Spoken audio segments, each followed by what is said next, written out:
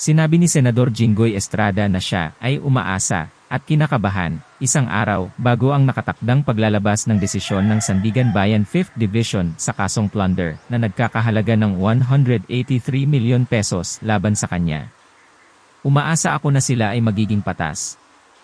Umaasa ako na makakakuha kami ng paborableng desisyon, sabi ni Estrada sa mga reporter. Kinakabahan ako. Umaasa at kinakabahan. Magdarasal na lang ako. Si Estrada ay inaakusahan ng umano'y pang-aabuso sa kanyang discretionary fund, na kilala rin bilang pork barrel, mula 2004 hanggang 2010. Patuloy niyang sinasabi na siya ay inosente.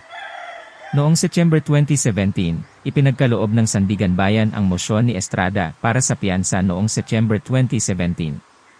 Nagpost siya ng 1 milyon na piyansa para sa plunder at 330,000 pesos para sa 11 counts ng graft na may kaugnayan din sa umano'y pang-aabuso sa kanyang pork barrel na opisyal na kilala bilang Priority Development Assistance Fund.